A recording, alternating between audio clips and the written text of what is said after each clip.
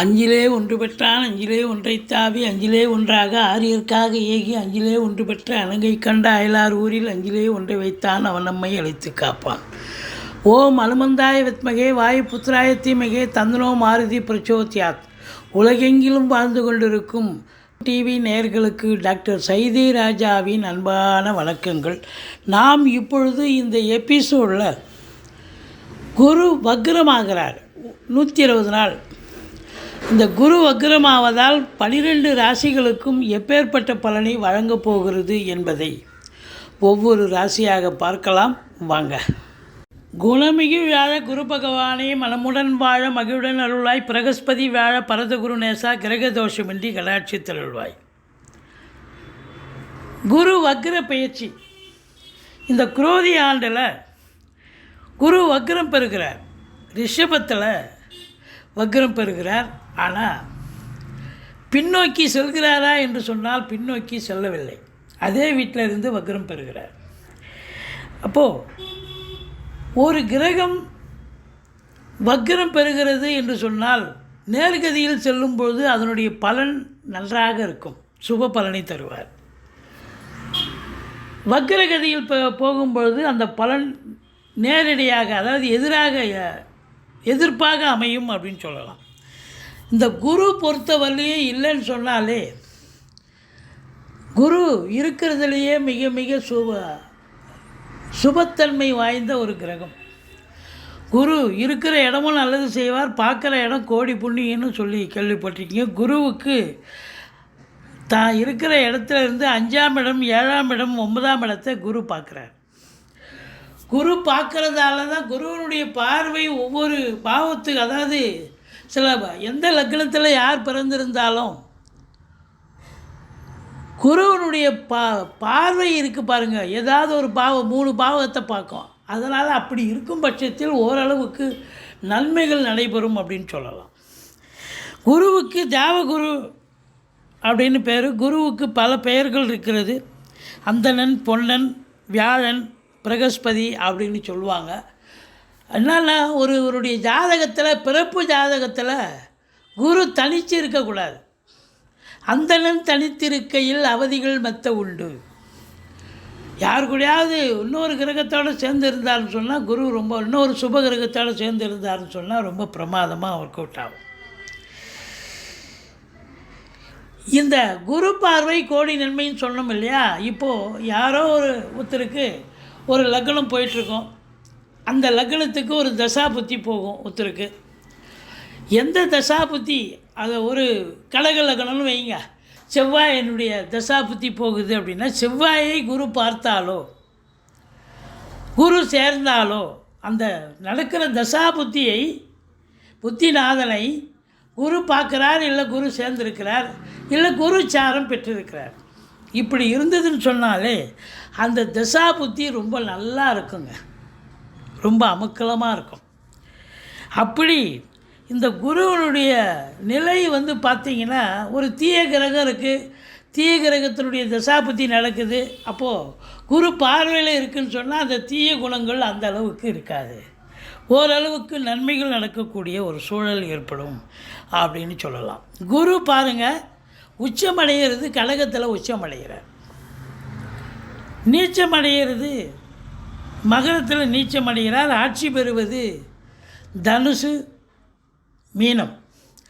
இதில் பார்த்தீங்கன்னு சொன்னால், இப்போது ஒரு கிரகம் ஆட்சி பெற்றிருக்கு. இப்போ தனுசு மீனத்தில் குரு ஆட்சி பெற்றிருக்கார். ஆனால் வக்ரம் ஆயிட்டார் அப்படின்னு சொன்னால், குருன்னு போட்டு போட்டு ப்ராக்கெட்டில் போட்டிருப்பாங்க வக்ரம்னு, இல்லை இங்கிலீஷில் ஆர்னு போட்டிருப்பாங்க, ரிவர்ஸ். அப்போது இப்போ ஒரு கிரகம் ஆட்சி பெற்றிருக்குன்னா சூப்பராக பலனை தரும். ஆனால் அதுவே வக்ரம்னு போட்டாங்க அப்படின்னு சொன்னால் அது நீச்ச பலனை தரும், சரியான ஒரு பலனை எதிர்பார்க்க முடியாது.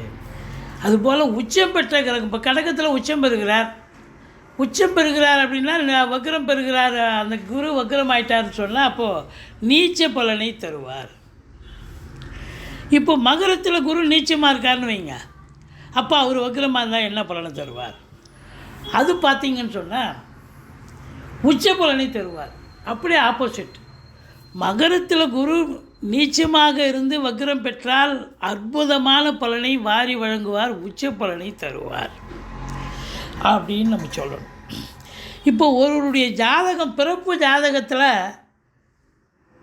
குரு போட்டிருக்காங்க, குருவை போட்டு வக்ரம்னு போட்டிருக்காங்கன்னு வைங்களேன், இல்லை ரிவர்ஸ்னு போட்டிருக்காங்க பிறப்பு ஜாதகத்தில் அப்படின்னா, யாருடைய ஜாதகத்தில் குரு வக்ரமாக இருக்கிறதோ அவங்களுக்கெல்லாம் இப்போ குரு வக்ரமாக இருக்கிறதால நல்ல பலனையே வாரி வழங்குவார்.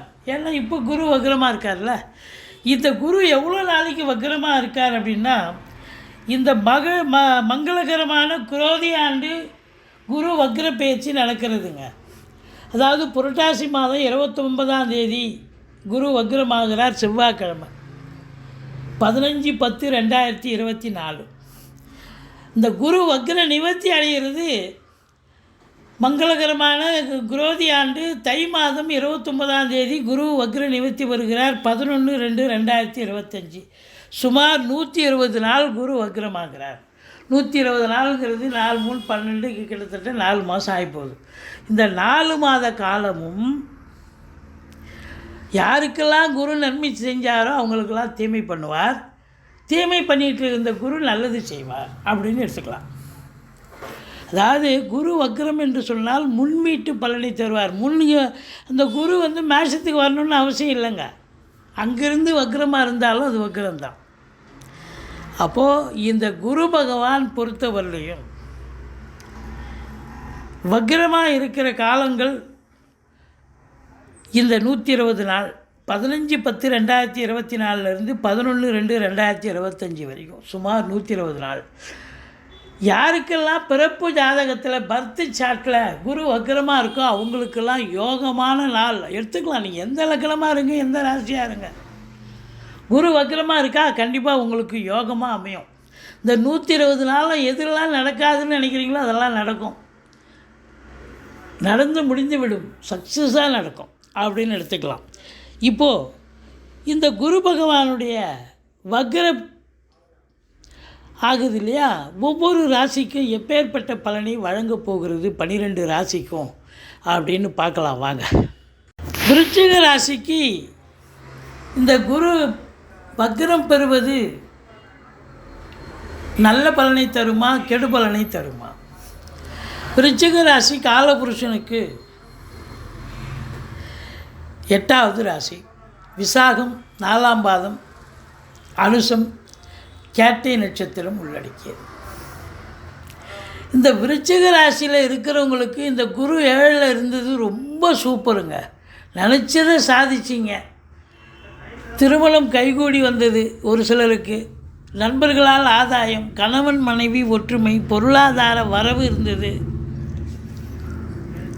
இளைய சகோதர சகோதரிகளால் ஆதரவு இருந்தது. ஒரு சிலர் வெளியூர் வெளிநாட்டு பயணத்துக்கான அடித்தளம் போட்டீர்கள், இப்படிலாம் நடந்தது. ஆனால் இப்போ குரு வக்ரம் ஆயிட்டார். இந்த 7ஆம் இடத்துல வக்ரமாக இருந்தது என்னன்னாக்கா, எதுவும் நடக்குமான்னா நடக்காது. திருமணம் பேசி முடித்து வச்சுருப்பீங்க, ஆனால் கடப்பில் போட்ட மாதிரி இருக்கும், மறுபடியும் அவங்க ரியாக்ஷனே வராது அவங்கக்கிட்ட இருந்து. அதே போல் கணவன் மனைவி இடையே கருத்து வேறுபாடு வரும், நண்பர்கள் புரிஞ்சிக்க மாட்டாங்க, வெளியூர் பயணத்துக்கு ஆனால் ஒரு தடைகள் தாமதங்கள் ஏற்படும். உங்களை பொறுத்தவரையிலையும் 2க்கும் 5க்கும் ஆதிபத்தியம் உடையவர். அப்போ பண வரவு வருமா அப்படின்லாம் எதிர்பார்த்து காத்துக்கிட்டு இருப்பீங்க, வருடம் வராது, பண வரவு காலதாமதம் ஆகும். குடும்பத்தில் சண்டை சச்சரவு இருக்கும், அவங்கவுங்க குடும்ப உறுப்பினர்கள் சண்டைக்கு மல்லு கட்டு நிற்பாங்க, அவங்கள ஒத்துமை காக்கிறதுக்குள்ளே போதும் ஆகிடும். குடும்பத்தில் சுப நிகழ்ச்சிகள் நடத்தலான்னு பார்ப்பீங்க, தள்ளி போகும். பிள்ளைகளுக்கு இடர்பாடுகள் வரலாம், பிள்ளைகளுக்கும் உங்களுக்கும் கருத்து வேறுபாடு வரலாம். பிள்ளைகளுடைய கல்வி சிறப்பாக இருந்த போதிலும் அவங்களுக்கு படிக்கிற இடத்துல இன்ஸ்டியூஷனில் மூலியமாகவோ இல்லை கூட படிக்கக்கூடிய பிள்ளைகள் மூலியமாகவோ சில இடர்பாடுகளோ இன்னல்களோ வரலாம். ஆனால் எதிரிகள் ஓடி ஒளிவார்கள். உங்களுக்கு கடன் சுமை படிப்படியாக குறையும்.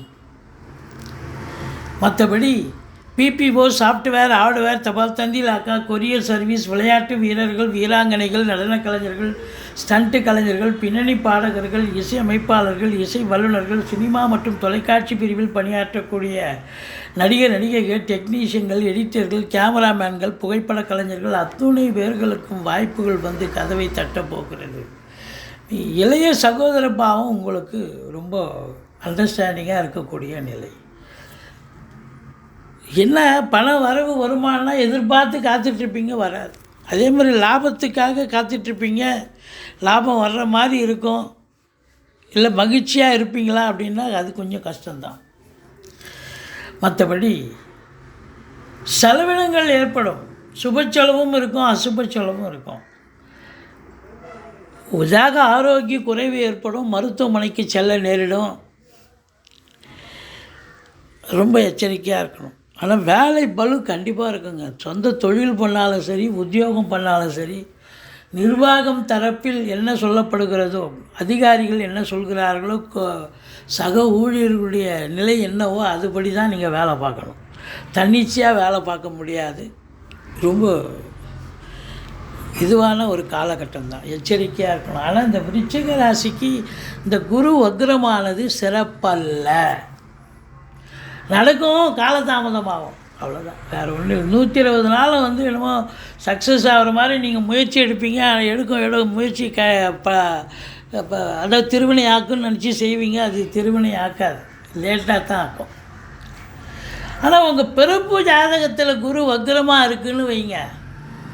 உங்களது விருச்சிக ராசியாக இருந்து எந்த லக்னமாக இருந்தாலும் சரி, குரு எந்த வீட்டில் வக்ரமாக இருந்தாலும் சரி, இப்பொழுது இந்த 120 நாளும் அந்த வக்ரம் பெற்றவர்களுக்கு, குரு வக்ரம் பெற்றவர்களுக்கு நல்லது நடக்கும். சூப்பர், அற்புதமான காலம்.